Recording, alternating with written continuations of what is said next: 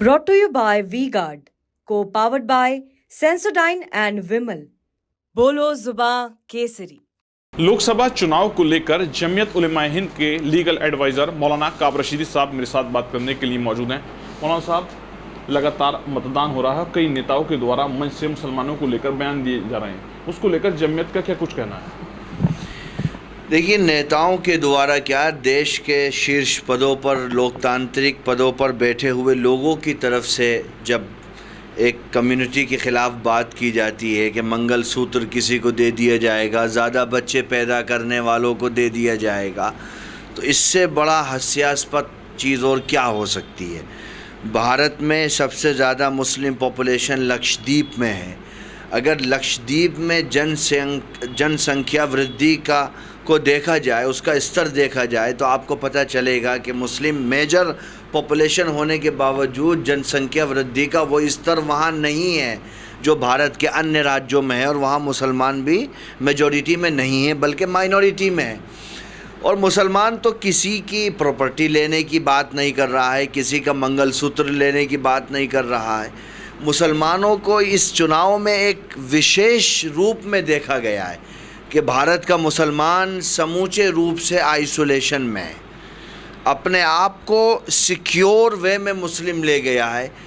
आरोप प्रति आरोप, टिप्पणी और आपाधापी में अपने आप को व्यस्त नहीं कर रहा है।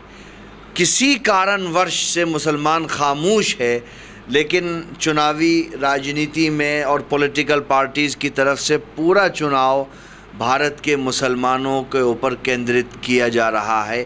बेरोज़गारी पर चर्चा नहीं है, महिलाओं के विरुद्ध क्राइम पर चर्चा नहीं है, जितनी भुखमरी है उस पर चर्चा नहीं है, 80 करोड़ लोगों को राशन क्यों दिया जा रहा है उस पर चर्चा नहीं है, मुसलमानों पर चर्चा है। ये बहुत बड़ी विडंबना है। एक बयान आया है जिसमें मारिया आलम खान के द्वारा ये कहा गया है कि वोट जिहाद किया जाए। किस तरीके से देखते हैं इस तरीके के चुनाव में बयान आने, मुसलमानों को लेकर बयान देने? देखिए, ये भी हैरत की बात है कि कोई वोट जिहाद की बात करता है, कोई लव जिहाद की बात करता है, कोई लैंड जिहाद की बात करता है। इन सब को जोड़ा जाए और इनसे पूछा जाए कि साहब जिहाद क्या है, उसकी परिभाषा, उसकी डेफिनेशन क्या है, तो कोई एक भी जिहाद को परिभाषित नहीं कर पाएगा। लेकिन एक मानसिकता हो गई है कि चुनाव को मेन मुद्दों से हटा करके इस तरफ ले जाया जाए, धार्मिक ध्रुवीकरण के बीच में चुनावी यात्रा को संपन्न किया जाए, तो फिर लैंड जिहाद, लव जिहाद और वोट जिहाद की बात आती है।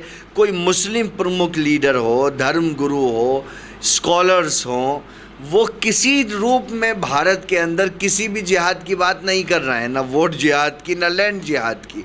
जो लोग कर रहे हैं वो किस आधार पे कर रहे हैं, ये तो वही बता सकते हैं। और मैं समझता हूँ कि चुनावी यात्रा को सफल कराने के अलावा इसका कोई और मकसद नहीं हो सकता है। वोट बैंक की राजनीति हो रही मुसलमानों के नाम पर, क्या कुछ सोचते हैं इस तरीके की राजनीति को मैं लेकर? तो ये कहता हूँ साहब, मुसलमानों का वोट बैंक है कहाँ भाई? आप मुसलमानों पर इतनी चर्चा कर रहे हो, कितने % मुस्लिम सरकारी नौकरी में है? देश के अंदर ये बात कही जाती है कि साहब संविधान ख़तरे में है। अगर संविधान ख़तरे में है तो उसका नुकसान मुसलमानों को इतना नहीं होगा। मुसलमान तो 70 साल से सड़कों पर है, वो बेचारा मेहनत मजदूरी करता है, घर बनाता है, सड़क बनाता है, फर्नीचर बनाता है और अपना काम करता है। अगर संविधान को ख़त्म किया जाएगा तो वो 75% देश की आबादी, जिसको बाबा साहब अम्बेडकर ने संविधान के रास्ते से मुख्य धारा से जोड़ने का प्रयास किया था, सबसे बड़ा नुकसान तो उसका होगा। आरक्षण उसका ख़त्म होगा, सरकारी नौकरियों में कमी उसकी आएगी, मुसलमानों की क्या आएगी? तो मुसलमानों को एक तरीके से डमरू बना दिया गया है। जब कुछ नहीं मिलता तो मुसलमानों को ढोलक बजा दिया जाता है, भाई संविधान ख़त्म करोगे मेरा क्या जाएगा, आपने कुछ छोड़ा है हमारे पास से जो छीनना बाकी है। तो आप संविधान ख़त्म करके मुसलमानों के ख़िलाफ़ कोई बहुत बड़ा कार्य करोगे। लोगों को ये समझना चाहिए संविधान ख़त्म होगा तो बाबा साहब अम्बेडकर को मानने वाले लोग इस देश में मुख्य धारा में दूरबीन से भी नज़र नहीं आएंगे। मुसलमान तो मुख्य धारा में है ही नहीं। 70 साल कांग्रेस का राज रहा, मुसलमानों के लिए अगर बात करें तो कांग्रेस ने क्या कुछ करा, क्या कुछ मानते हैं? किसी ने कुछ नहीं किया। आप कांग्रेस को कहेंगे, किसी पॉलिटिकल पार्टी को कहेंगे, और देखिए मुसलमान किसी से कुछ करने के लिए बहुत ज़्यादा चाहत भी नहीं रखता है। देश का मुसलमान, मैं अपनी आपको व्यक्तिगत मेरी सोच ये है कि आप भारत के मुसलमानों को शांति से जीने दो। वो अपनी सफलता का रास्ता अपने आप बना लेंगे।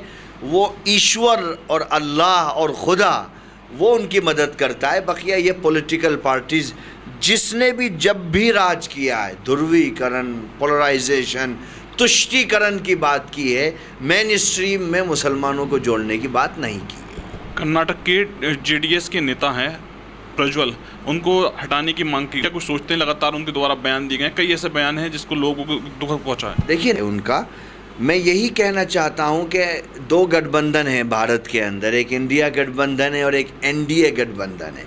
इंडिया गठबंधन से जुड़ा हुआ कोई भी दल का कोई भी नेता कुछ भी बोलता है तो उसको पूरे तौर पर उस गठबंधन से जोड़ा जाता है।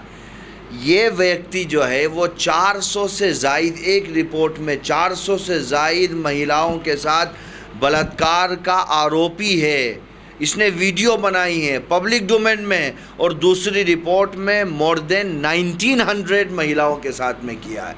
और भारत के प्रधानमंत्री ने हासन, ये सिटिंग एमपी है हासन से, और भूतपूर्व प्रधानमंत्री जी का पोता है, और इसके लिए प्रधानमंत्री ने वोट मांगा है। इससे बड़ी शर्म की घटना, जो लोग महिला सशक्तिकरण की बात करते हैं, बेटी बढ़ाओ बेटी बचाओ की बात करते हैं, जो इस्लाम को, महिलाओं के अधिकारों को लेकर के क्रिटिसाइज़ करते हैं, वही लोग अगर एक पॉलिटिकल पार्टी से जुड़े हुए नेता को भारत से भागने पर मजबूर करते हैं तो इससे बड़ी गांधी और आज़ाद के देश में महिलाओं के साथ अपमान और क्या होगा, सारे देश को सोचना चाहिए। ये जनप्रतिनिधि हैं जो पार्लियामेंट में जा कर के कर्नाटका के हासन कॉन्स्टिट्यूएंसी में रहने वाले लाखों लोगों का प्रतिनिधित्व करते हैं। हल्द्वानी में घटना हुई थी, उसको लेकर एक रिपोर्ट गई है जमीयत की ओर से, आपका क्या कुछ कहना है? देखिए बहुत दुखद है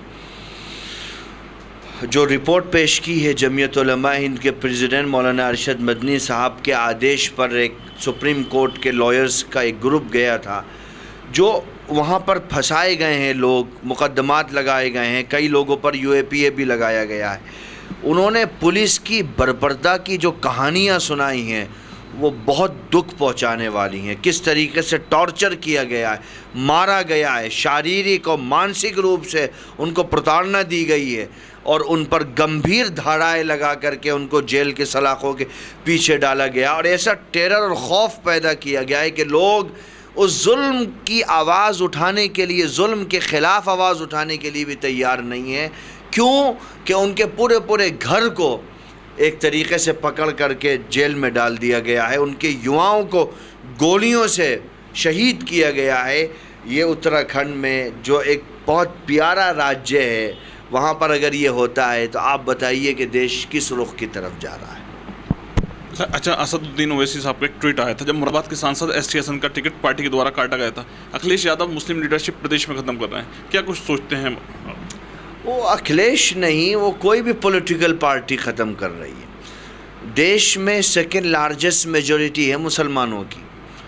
देश में हर राज्य में कई लोकसभा विधानसभा की सीटें ऐसी हैं जहाँ पर मुसलमान 33% से ज़्यादा है, और हमारा जो ये क्षेत्र है वेस्टर्न यूपी का, यहाँ तो कई सीटें हैं। तो आबादी के अनुसार प्रतिनिधित्व देना ये किसी भी पॉलिटिकल पार्टी की जिम्मेदारी होती है। मैं किसी व्यक्ति विशेष की बात नहीं कर रहा हूँ, मैं एक कम्युनिटी की बात कर रहा हूँ। अगर कोई आदमी ये कहता है कि आप किसी वजह से किसी का टिकट काटते हो तो आपको उसी कम्युनिटी के दूसरे आदमी को टिकट देना चाहिए, ताकि उसकी संख्या बल मजबूत होना चाहिए देश की लोकतंत्र की मंदिर में। अगर बात करें लगातार असदुद्दीन ओवैसी मुसलमानों के लिए बात करते हैं, समाजवादी पार्टी के भी कई नेता मुसलमानों के लिए बात करते हैं, बसपा के लोग भी जो है तुम्हारा मुसलमानों के लिए बात करते हैं, लेकिन क्या मानते हैं मुसलमानों की स्थिति लगातार जो है उस पर क्या कुछ कहना है? देखिए, मुसलमानों के बारे में क्यों बात करते हैं, देश की बात करनी चाहिए। देश मजबूत होगा तो मुसलमान भी मजबूत होगा। भाई, मुसलमानों को ख़त्म करके तो आप भारत को विश्व गुरु नहीं बना सकते। मुसलमानों को मुख्य धारा से हटा करके तो आप यूपी को सबसे ज़्यादा स्ट्रॉन्ग राज्य नहीं बना सकते ना। स्ट्रॉन्ग भारत के लिए स्ट्रॉन्ग मध्य यूपी चाहिए, और स्ट्रॉन्ग यूपी के लिए यूपी के हर वर्ग को मुख्य धारा से जोड़ना चाहिए। तो भारत के मुसलमानों को, जहाँ हर तीसरा आदमी इस्लाम धर्म को अपनाया हुआ है, आप उन सब को नज़रअंदाज करके, अच्छा ये पॉसिबल भी नहीं है, ये उनको भी पता है, लेकिन वो एक टाइमली राजनीति करने के लिए और एक वक्ती फ़ायदे के लिए मुसलमानों का डमरू बजाते हैं, और जब वो सत्ता मिल जाती है तो 5 साल के लिए शांत हो जाते हैं। फिर कहते हैं साहब न दूरी है न खाई है, कोई हमारा भाई है। वो उस तरह के स्लोगन चलते हैं। वो टाइम पीरियड के लिए ये सब डमरू बजते हैं, उसके बाद शांति हो जाती है। लोकसभा चुनाव को लेकर जमीयत उलेमाए हिंद के लीगल एडवाइज़र मौलाना काब रशीदी साहब से बात की गई है, जिनके द्वारा अपनी प्रतिक्रिया दी गई है। शारिक सिद्दीकी, TV9 मुरादाबाद।